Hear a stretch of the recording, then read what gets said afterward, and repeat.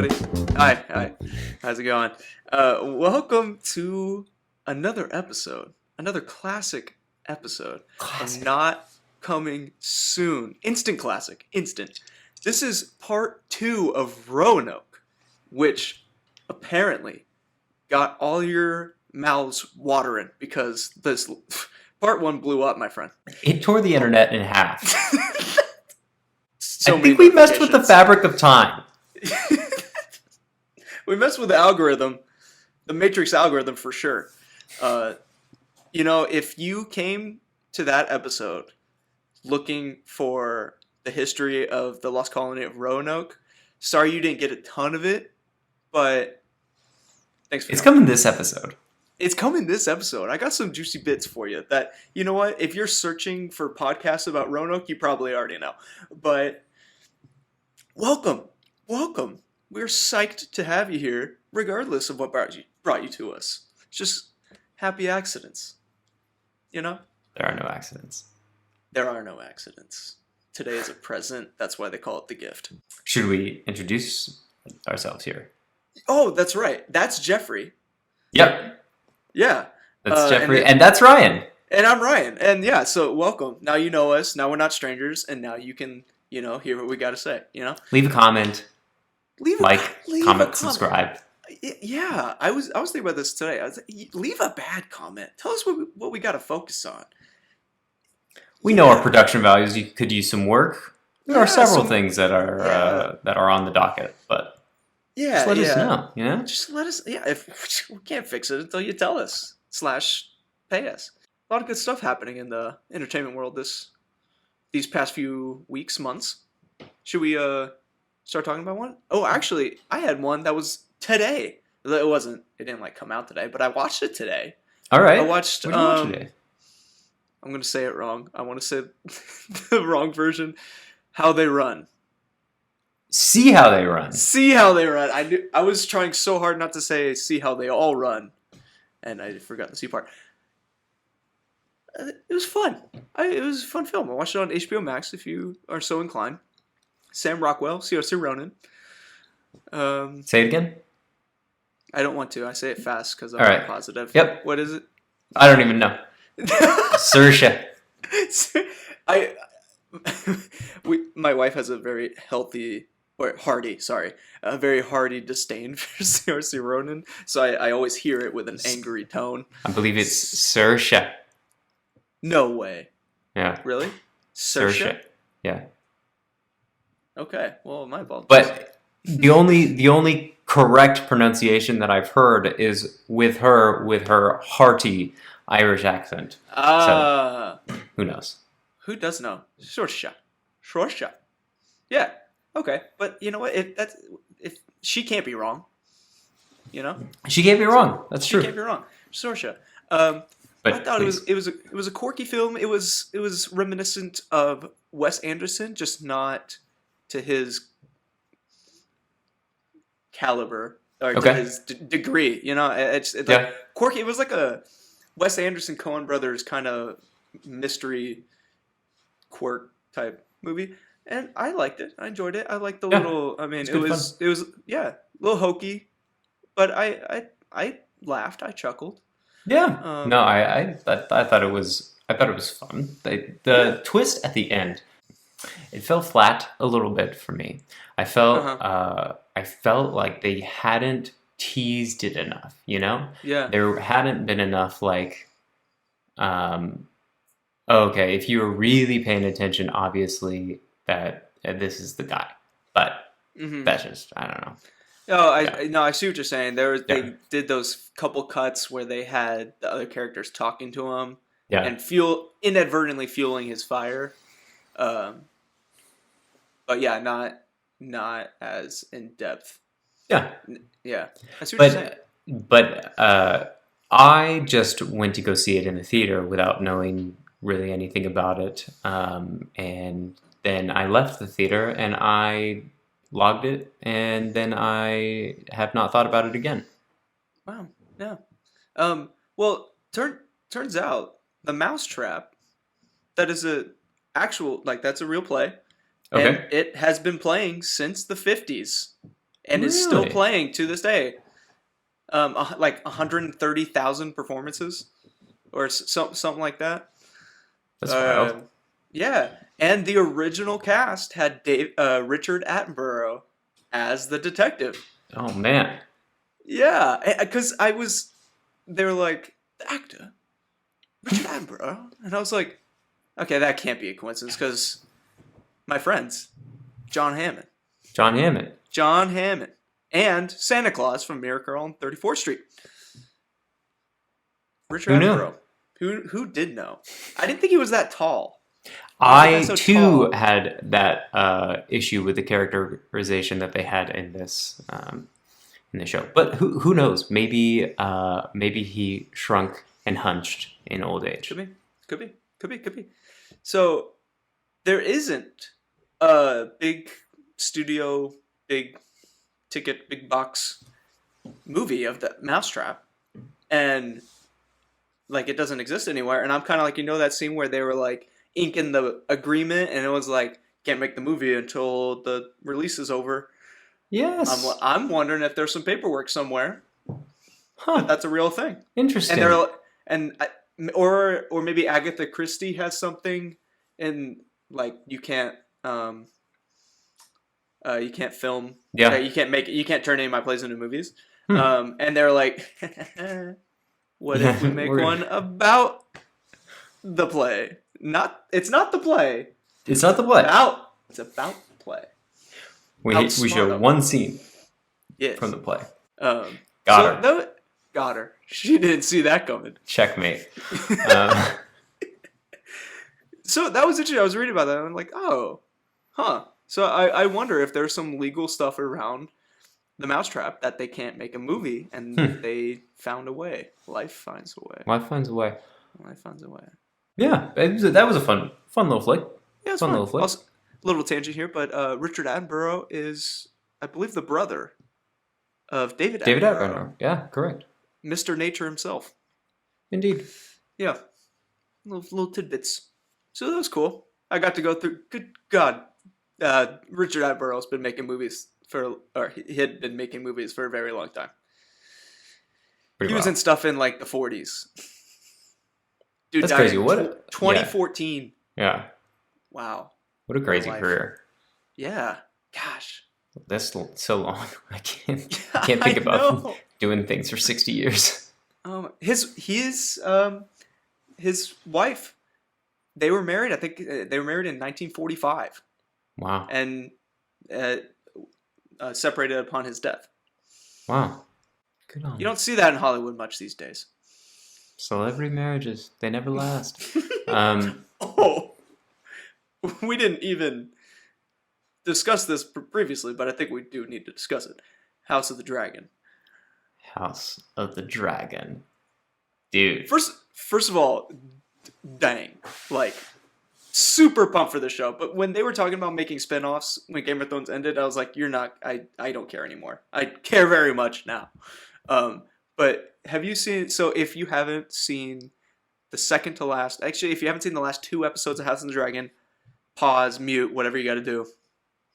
The coronation of King Aegon.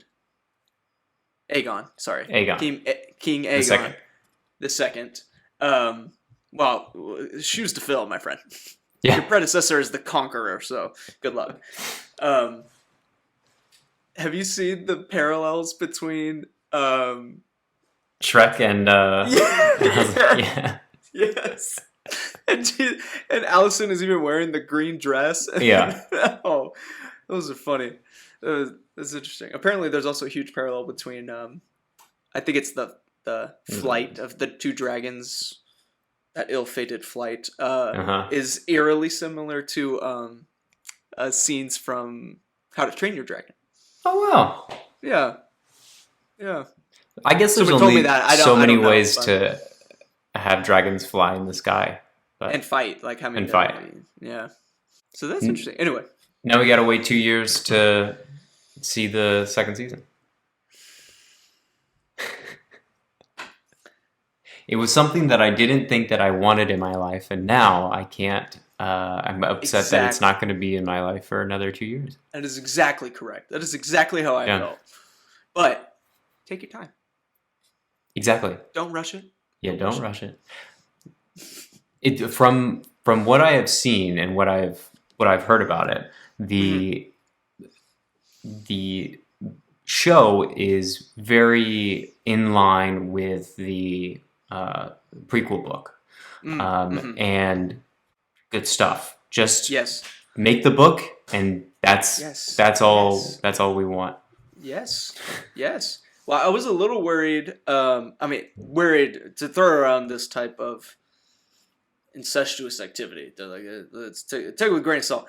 But when they were like beating around the bush a little bit at the beginning, especially with the young Rhaenyra, I was like, you guys, that's not the story of House Targaryen, guys. And then they dove in. They committed, and I respect them for it. I also am it's so funny to see the fandom, and they're just diehard. Like, they will support Rhaenyra and Daemon regardless of what happens. It's so funny. People really took to Daemon, probably because he's been the same actor throughout the whole season, and people like Rhaenyra as well, obviously. But there's a lot of stuff out there. Yes. And somebody at HBO was like, he's not good. You guys know this. You know this, but it's hard. It's hard to not like him. It's hard. Dude could brood. Well, yes. It seems like he's going to be, he was pretty much a loose cannon the whole season, but he maybe not a loose cannon in the best way going forward through the series, but we will see. Yeah. No, I'm with you there. We'll find out 2 years from now. Speaking of TV series that have recently wrapped up, how have you finished? Have you finished She-Hulk? So you know what? I did finish She-Hulk. I had a little marathon when all my coworkers were out of the office, and I watched on my phone, which I wish I didn't. I did wish it was on some bigger screen. They went off the wall. They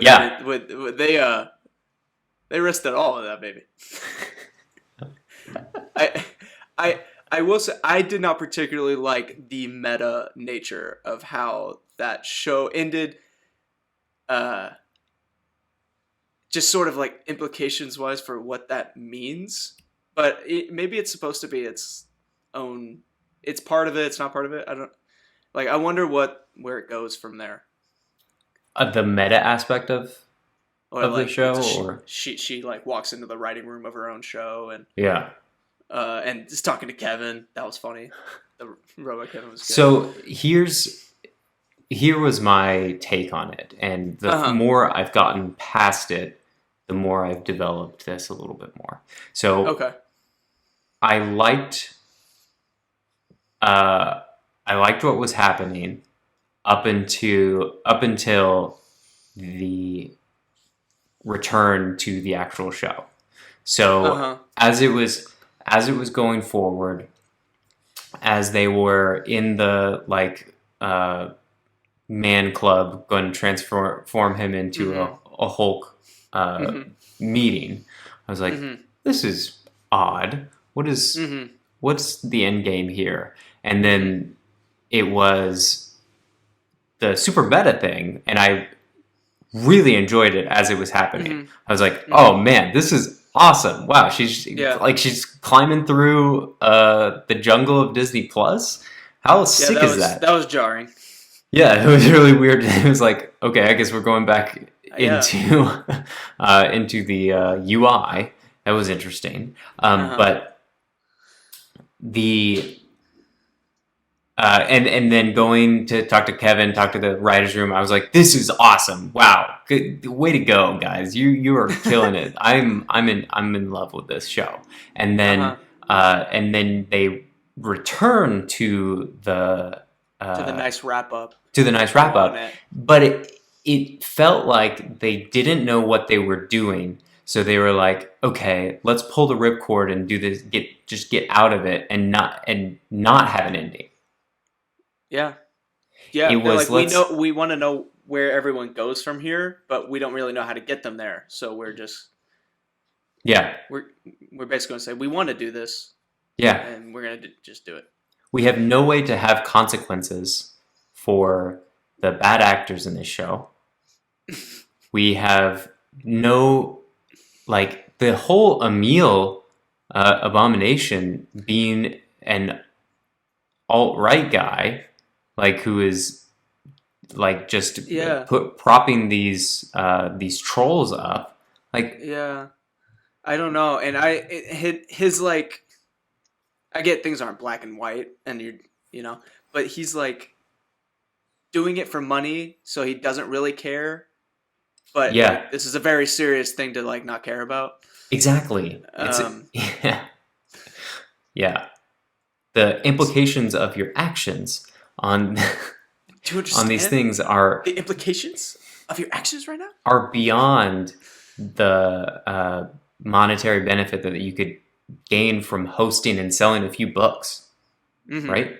Right. And like he's going back to jail. Well, for a little bit. Yeah. So I guess he's going to be around. Who knows? Yeah, as a good guy. Who knows? Yeah, it seems weird that Wong is so tight with him. Yeah, and loose with the seeming rules and regulations of. I don't know. I feel like that's not very kosher to keep breaking an abomination out of. Yeah, especially when mystic arts. Yeah, exactly. Especially when he's going to the law in the beginning to sue somebody for practicing. Yeah. It seems weird to be. I guess everybody's a hypocrite, so I guess that's maybe the point. But going back, the Sorcerer Supreme should not be. I guess not. I liked some of the sitcom-y aspects of it, and I liked that they were trying it, and some of them felt weird just in the context of the MCU, which is the point. Did you watch the Netflix Daredevil shows? No, I did not. Okay. Have you? I watched, I think, the first 2 seasons of the Daredevil show. Really enjoyed it, and then it just kind of like got boring, monotonous to me. I like just fell off, and it was kind of like in this in the way where you are watching something as it comes out, and then Netflix drops a whole season about it, and people talk about it for a week, and then it's over. So like with these weekly releases, like with Andor, I feel like if they dropped all of Andor at once and then people talked about it for a week, I never would have watched it. I maybe would have watched like 1 or 2 episodes, I guess. But I don't think I would have come back because I see on a weekly basis people are like, this is the best Star Wars. I see that too. So have you watched? I'm caught up on it. You're caught up on it? Yeah. I like it. I like it a lot. I like it. I just don't. I'm like having trouble getting into it. I have trouble following all the political kind of goings on. Same. Yeah, like names and places and things like that. They're just throwing things around, and it seems like it's something that you should kind of be tangentially aware of, but it feels like it's out of nowhere, and maybe it doesn't really matter. All you really have to understand is the very simple high level, like this person's going here, this person's going here, this is the motivation for this, whatever. But I'm curious to see what Skarsgård, what's his first name? Stellan.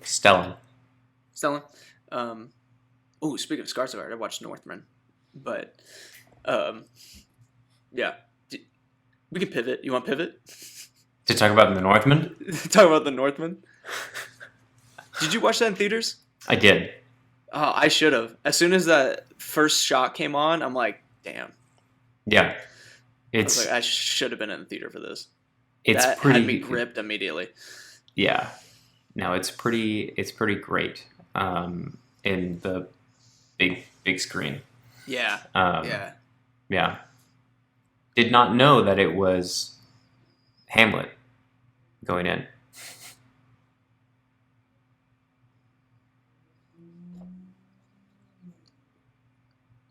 Neither did I. Or going out. Or going out. That makes so much more sense, though. That really, like, the Willem Dafoe character, like, that does all make a lot more sense. I was kind of like, is that, I don't know Hamlet super well, but isn't there, like, the witches in Hamlet? Yeah. Right. That's Macbeth. Dang it. Yeah, I knew I was misremembering. But no, who's in Hamlet? Who's that? I like to think of Hamlet as Lion King. Lion King. So, but I'm trying uncle, to think the like uncle, the monkey's his uncle. Right. But is his name not like Amleth? Did that not? Oh, dude, there isn't much. I was like Vikings. I was like, this is pretty off the wall. Wow, this is pretty psychedelic. I didn't go in with much depth in my head, so that's on me. Pretty brutal. Pretty brutal movie. It's pretty brutal. Yeah. I was anticipating more like that scene where they sacked the town. Yeah. In my head, going in, it was gonna be more like. Have you watched the show Vikings? No, I haven't. That's a good. I don't think I've finished it, but it's cool. It's a good. It's on like, isn't it on like History Channel or it's? That sounds right. I'm not sure. Yeah, I can't remember either. Ragnar Lothbrok is the main guy in that one.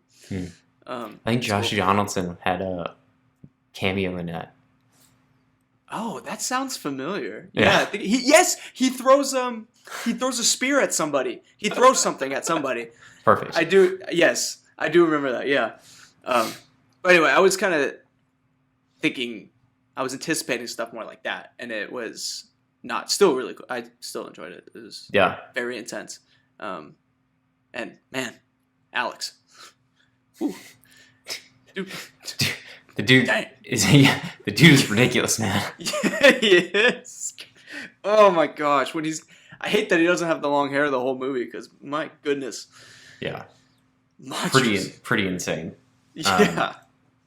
Yeah. But to return to a transition that we had planned for this. Yeah. For this little podcast that we're doing.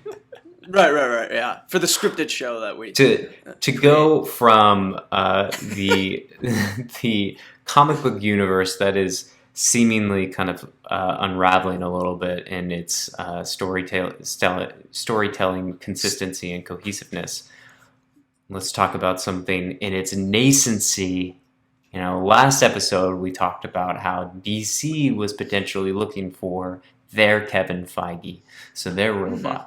A few days after that episode was recorded, about a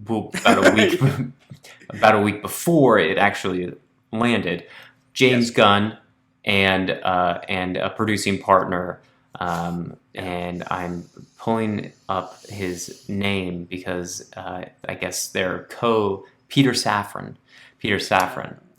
So James Gunn and Peter Safran have been named co-heads of DC Films, and it seems like things are going to come together a little bit, and things are going to have a little bit more of a shape and a vision to the overall arch of DC movies. That remains to be seen. Discovery has been doing some pretty nasty things to Warner Brothers, so we will see if things actually pan out and they allow for space for that team to run a little bit and have the proper budgets and oversight and let them do what they're going to do. But I'm intrigued, and I did watch the Suicide Squad in celebration.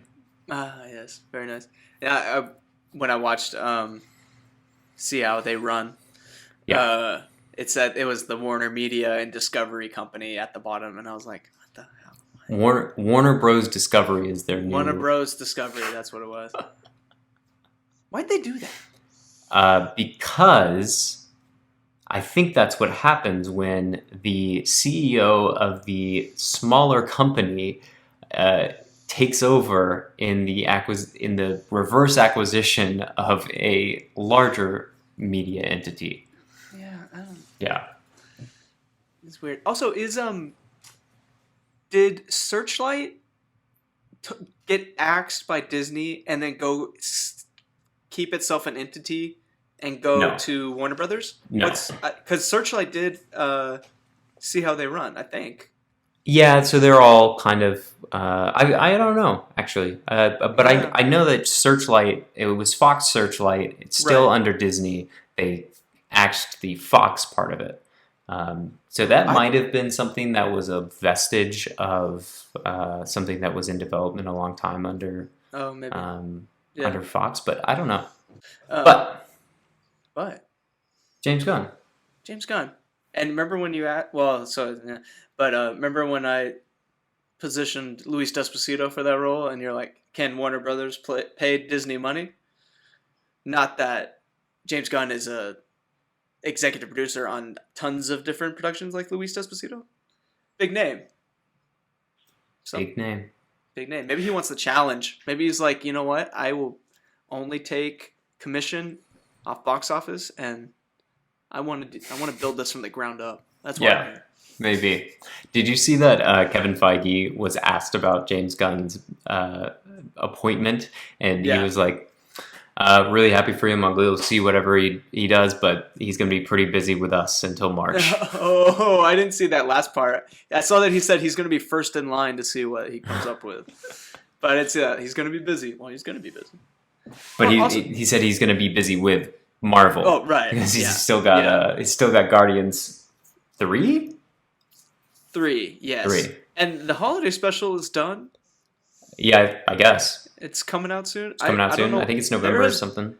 There's been buzz around the Guardians holiday special for a long time. Shockingly long time. Well, it's such a long time. There's already a Lego set for the holiday special.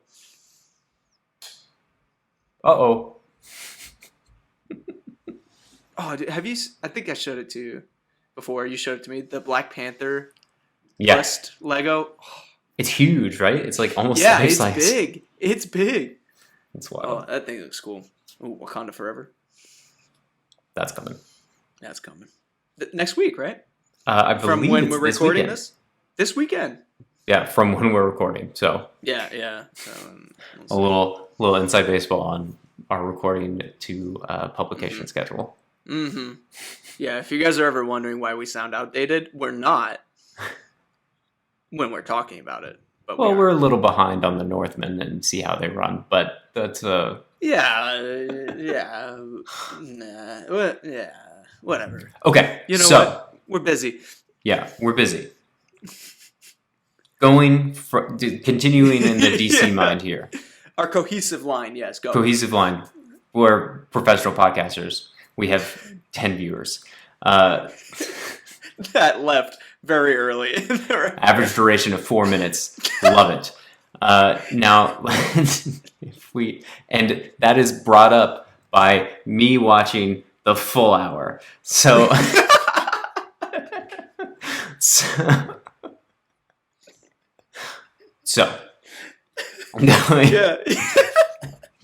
through line.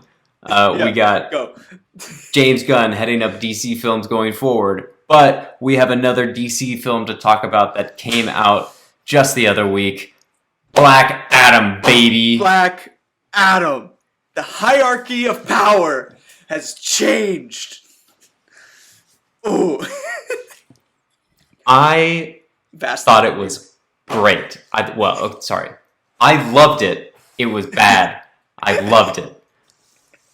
We're gonna get spoilery, so just go in. If you haven't seen Black Adam, it doesn't really matter. Have you seen a superhero movie? You've seen Black Adam. Okay, so go. The plot of Black Adam, or let me, if I'm remembering this correctly, they're in a kind of Egypt, basically. Egypt, somewhere in the Middle East. something along those lines. And there is a ancient civilization underneath all of their feet. And there was a great power that was being mined out of the mountains around this ancient city. And there was an emperor who was oppressing those people to mine that area. But then the gods, who also bestow the powers upon Shazam, previous DC movie. Which why does he get his name is Shazam, but he doesn't have a trademark on the word. Here's the thing. Because apparently that's I think that the word Shazam is the word Shazam. I think that the character in the comics, his name is Captain Marvel. No. Yeah. So you can't have that. So in the DCEU, that makes so much more sense. I was like, he is Shazam. Yeah. They were like, let's just name him Shazam. Are we going to use anyone else? I don't think so. Okay. So, the gods empower a slave to this emperor, this ancient Shazam power. We have this being who is imprisoned, trapped, asleep. He's awoken, and then he has a slow-mo kill everyone scene to the Rolling Stones, Paint It Black. Right. I was howling during this scene, my friend. I loved that scene so much. Did your jaw not hit the floor where he just incinerated a human being? I was like, oh, man. The hierarchy is changing. Hierarchy is changed, for sure. Oh, man. Dwayne with a hood. Dude. The Man in Black, baby. The Man in Black. Tell him the Man in Black sent you. Dude, his like, they wanted this relationship with this kid to be Terminator 2. Yes, yeah? Yes. Yes, absolutely. And I wanted to text this to you, and like Dwayne Johnson has found his Terminator. Yeah, that's like what he's like trying. This is him trying to be the Terminator. Yes, exactly. Right. Adapted for this age of superheroes. Yeah, a modern retelling of Judgment Day, if you will. Exactly. He's an anti-hero. Right. But man, did you happen to notice how The Rock does not lose one time throughout the whole movie? He doesn't lose once. He doesn't get beat once. He's down for 1 second when Atom Smasher, which was ridiculous, just stepped on him. Was that guy not related to Mark Ruffalo? He looks like Mark Ruffalo's son. He looks a lot like Mark Ruffalo. But yeah. Sorry, go ahead. He doesn't lose once. Even when he's popped into this cage, he does it willingly. He's like, I'm too powerful for this world or whatever. And he surrenders himself. I'm not a hero. Like, what? Like, he does not allow himself to get beaten. Yeah. Is he going to is he going to let himself get beat by Superman? Like, the not Black Adam, is The Rock going to allow them to have his Black Adam be beat by Superman? No. Nah. They're gonna team up. Somebody brought that up. They were talking about Dwayne Johnson's career, and I think they're talking about. I think it's The Rundown, or it's one of his early movies, one of the ones with hair, and he actually gets like beat to crap, like he loses some fight, and they're like, he has not lost since The Rundown. Since The Rundown. He even comes back in The Game Plan. Dude pops his shoulder out of his socket, but comes back and wins those.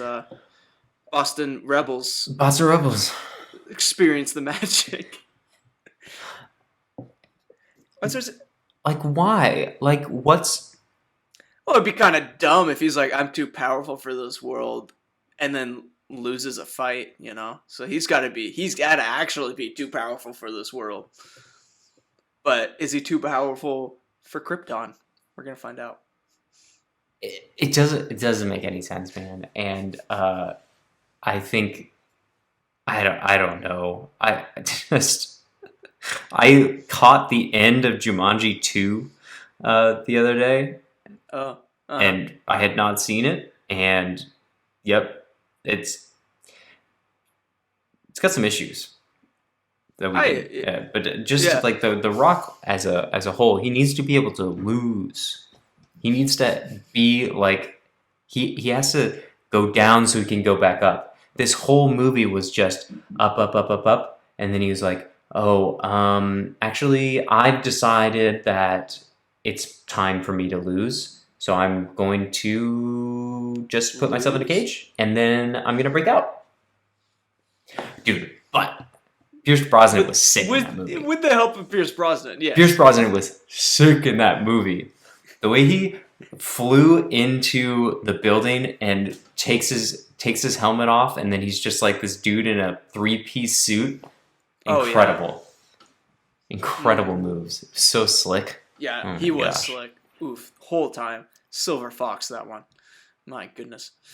Oh. Yeah, so DC, as we mentioned before, is, or Warner Brothers as a whole, is hurting on cash. They need money. Yep. They could not afford to take any risks with Black Adam, which they didn't. It was about as cookie cutter as a hero anti-hero film could be. I giggled. I enjoyed. It was funny. I had a great time. I loved it. I had a great time. But I because there's a couple times where I'm like, do they get it? I think they get it. I think they get it, man. I think they do get it. If I'm you guys, I again love Dwayne. It's hard to watch him in a movie and not be like, that's Dwayne. So I can't. It's like you can't. I don't feel like you fully immerse. You're just watching Dwayne Johnson. But so maybe that's going to hinder him a bit. But if you lean into it. Just lean into it. Go separate from Marvel. Although it sounds like maybe they're leaning that way too, trying to do some stuff that kind. But give the people what they want. Have some fun with it. They had fun with this one. It seems. Yeah. I would say they had fun, but I wouldn't say it was purposefully funny. So they had jokes. I left out a comment.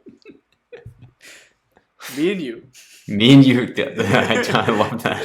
I did like that one. I was like, say it. The second time I was like, say it. He said it, yeah. And one last thing on Black Adam. Did you have the Superman of it all spoiled for you beforehand, or was that a surprise?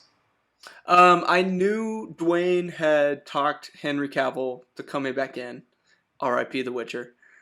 I didn't know when he was gonna come in. Okay. I knew there was a post-credit scene, so I was like, probably there. Wasn't positive, so. Okay. I had it spoiled.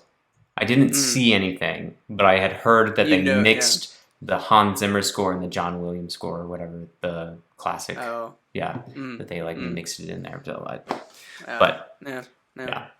Well, hey man, I gave it 5 stars. I saw Emily's like, Jeffrey gave Black Adam 5 stars and a heart.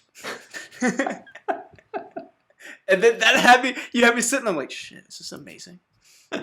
He did it. I was like, Dwayne did it. Speaking of a bad movie that's just bad, and I didn't understand when you told me it was bad, like not in a funny way. I was like, how can it be bad not in a funny way?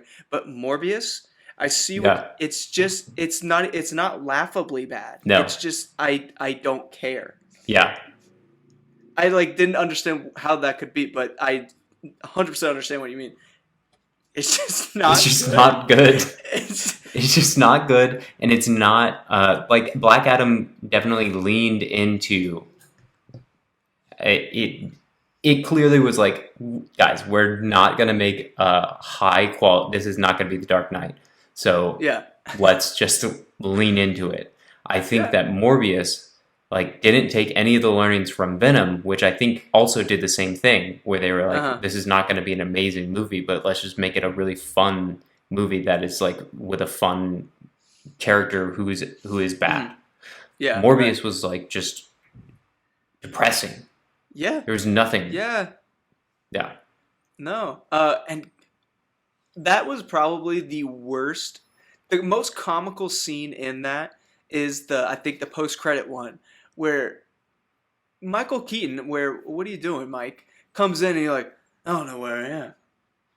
Think it might have something to do with Spider-Man. I don't know. I was thinking like, you guys like you and I, we should team up. I'm like, what is this? What are you doing? This is so lazy. What in the heck is this? That was such a terrible, so horribly written. I'm like, what? That made me mad. That last one, at first I'm like, okay, this is just ridiculous. This is just dumb. But I'm like, that is just overtly lazy. Yeah. I think that is a product of two media companies fighting over a franchise. Yeah. Do you think Michael Keaton signed on to the original Vulture role and was like, I'm probably gonna have to come back and do this again? Maybe, or maybe not. Did you notice they don't? Do they show his face? He's got the mask on. Oh, really? I didn't The even last notice scene, that he part. has the mask on. So I wonder if he's like, I'll do it, but I'm recording it on my phone wherever I am. And I'm sending it to you. Oh, it's so bad. Make my melody. Oh, I watched that for the spooky season. Fantastic. Love Beetlejuice. Oh my gosh. What disaster. I think it might be time to talk about Roanoke. I think it might be. Okay, I think it so might be. Yeah. high level summary of what we got so far. Bird's eye. The lost colony of Roanoke. We are going to be turning that into a horror thriller, somewhere along those lines, about the first colony, first English colony in the New World. That was meant to be a permanent colony. The supply ship went away, came back 2 years later after some delays. Everybody was gone. There was one marking in a tree towards in the colony, said Croatoan, and that is all we know. All we know. Just empty colony with a word carved in a tree as our only clue. The world may never know. No. In your research, I couldn't find a straight answer here. It's abandoned, which implies structures. But I also saw places like without a trace, like everything's gone. I've seen it worded both ways. Huh. It's got to be there's still structure, and because they don't know where, like on the island, exactly where they settled. That would be my understanding. Is there would be structures left, but maybe not. Yeah, that's for us to. I guess I gotta dig deeper. Or if you know, drop it in the comments. If you're here and you're a history buff looking to learn more about Roanoke, teach us. Let us know. Let us know. Did you know that they tried to? I don't know if the intent on the initial trip was as permanent as the famous one, but they tried before. At Roanoke, they tried before, and it didn't quite work. They were like running out of supplies, and they had hostile relations, and they kind of gave up and went back. And then this was part of me is thinking maybe that has something to do with it. Maybe some people stayed behind. I think some people did stay to like, I think they found them when they got back because it doesn't say that they were gone, but to like maybe they do something. But yeah, interesting stuff. Interesting stuff. So our take on this, maybe something supernatural happens. Yeah. There's a creature or something along those lines. But that is what we're going to be discussing today. So Ryan, Yeah. you have done some research Yes. into the background and have some theories about what direction we should take here. Yes. Yes. So my first one I posed to you. We can make it thrillery, but on its face, it's not. It's This one is not the creature route, so we'll see how we feel. But yeah, first colony, Virginia Dare, first British person born on in the Americas. English person or What did I say? oh, I was just you might have said English person, but I think was it's just British. I think it's British. British. Right, yeah, okay. Yeah. No, Yeah. Would be an interesting, like, first settlement there, first permanent one. Be an interesting thing to go to research if you are a historian, like in a later time. Say we have the ability to time travel, and they are studying the first colony with like saying you can't interfere.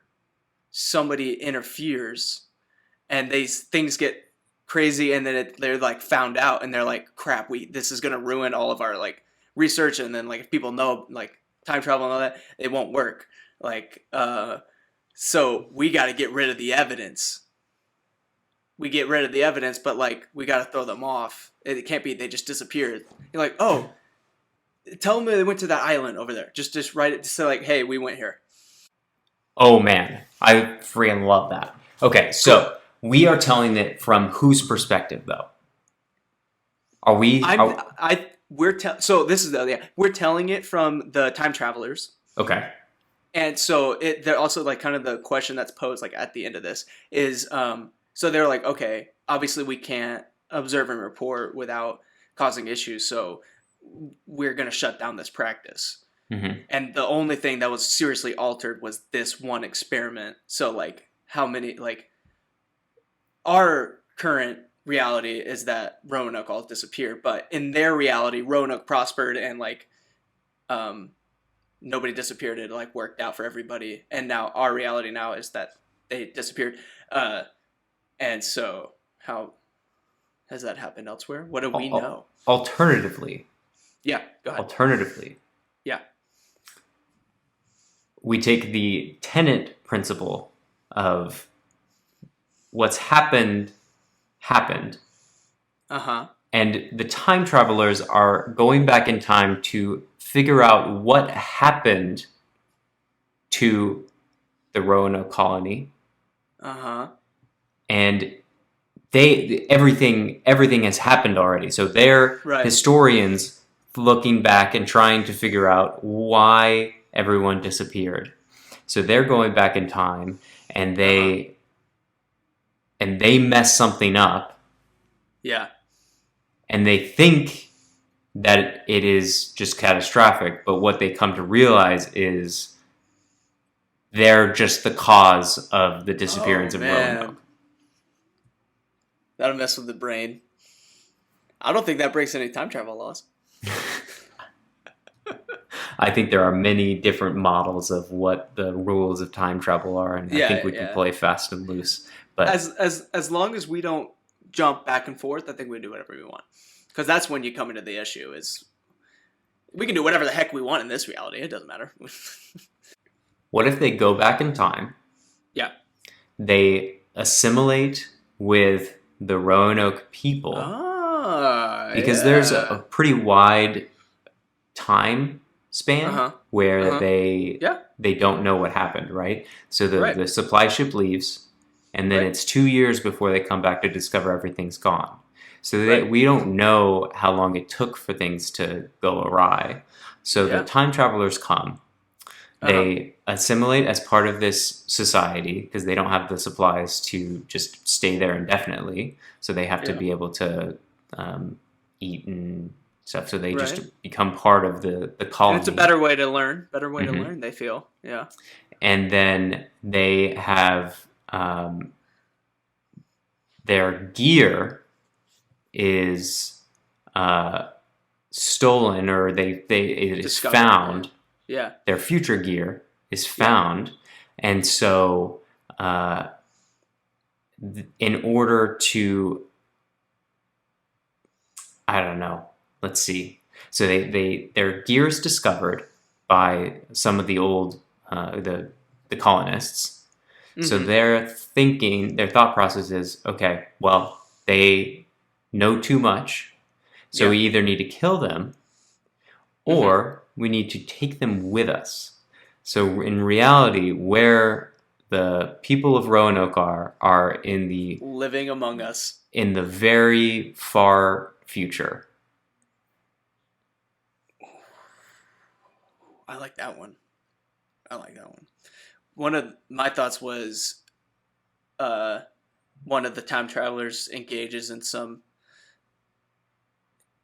romance that they shouldn't have, and they get in an altercation, and they have weapons to like protect themselves, obviously way too advanced for this time. And so there's an altercation with maybe another suitor or such, and he kills him, and they're like, that's how they find out their gear. They're either the shot is heard or they find the slug and they're like, what is this? That's not one. But I like that. Where's Roanoke? They live among you. So let's say we focus on two time travelers.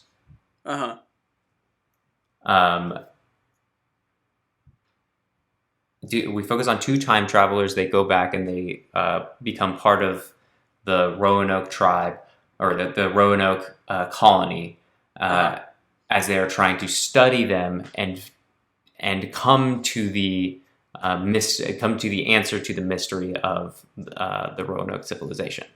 So one of them, this is an El Dorado model, where one of them is getting closer to the colony than the other, and yes.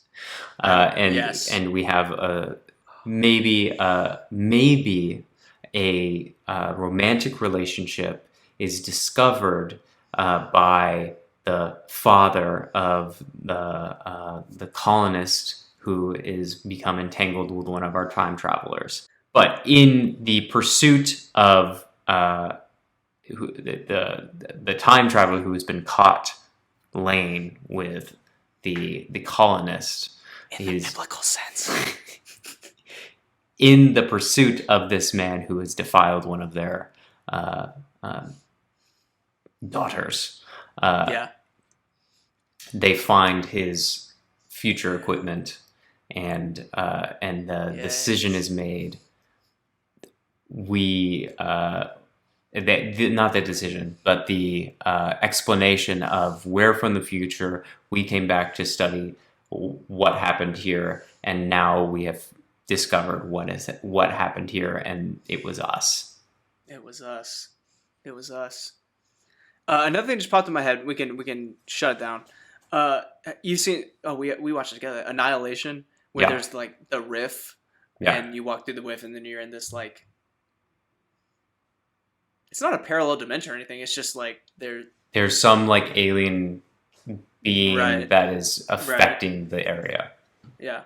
So what if there's some sort of portal type thing that, well, this would be a huge coincidence. They like come out of this portal and it's the lost colony of Roanoke, and they're like, "Oh, you guys got to get out of here.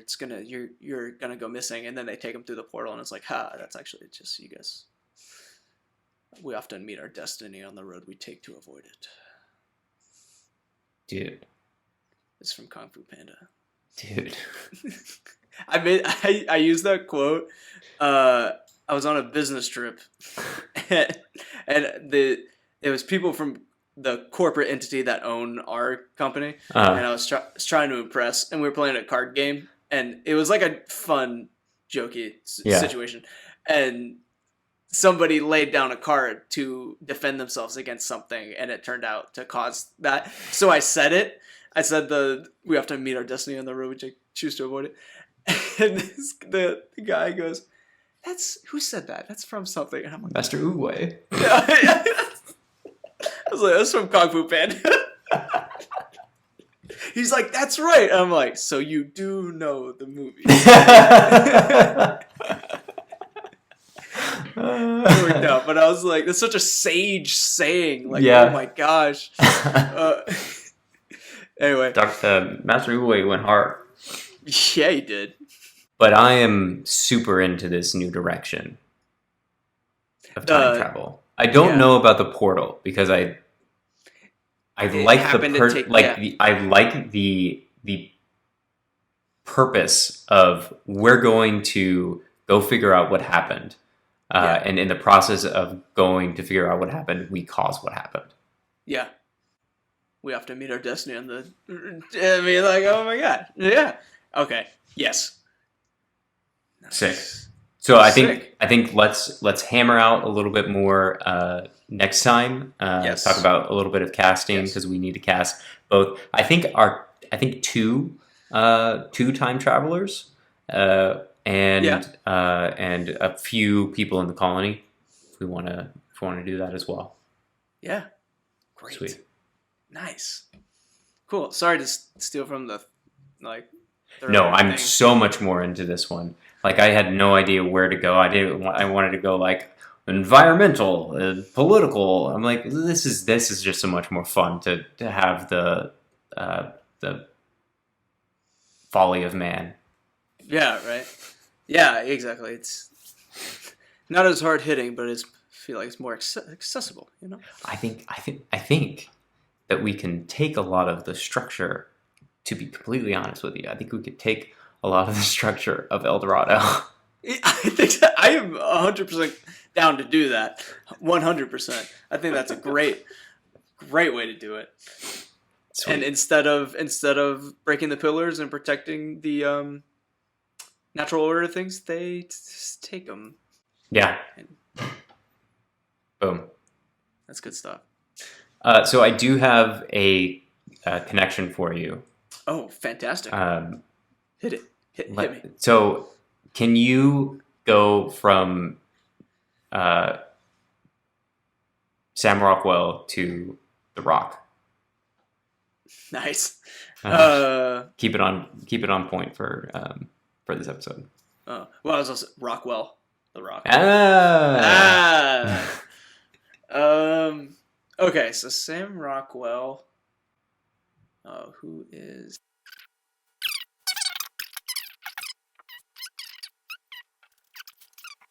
Oh yeah, okay. Okay.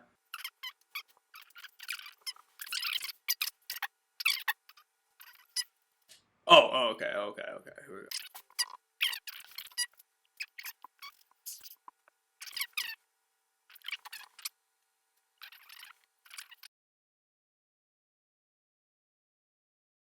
Rudd.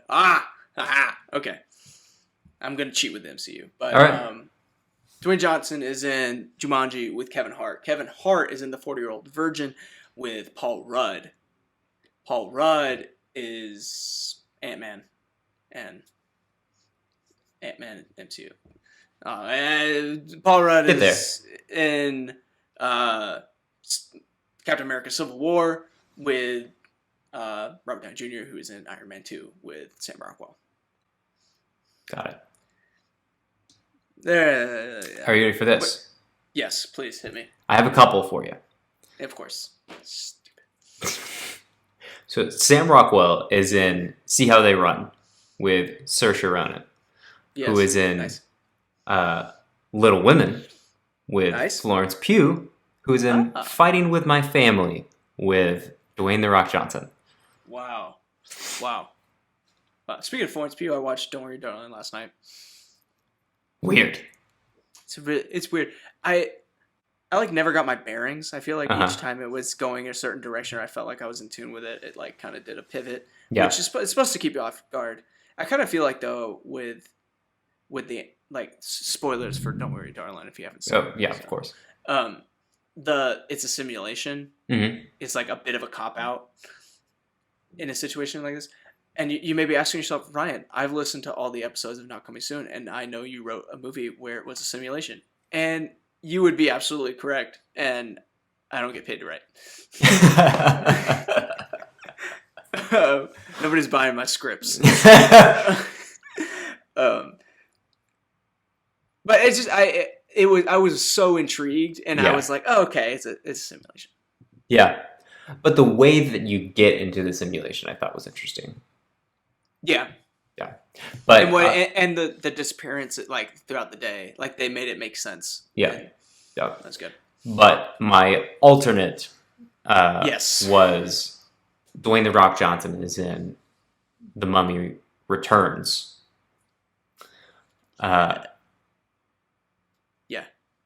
Dwayne the Rock Johnson is in The Mummy Returns with Brendan Fraser.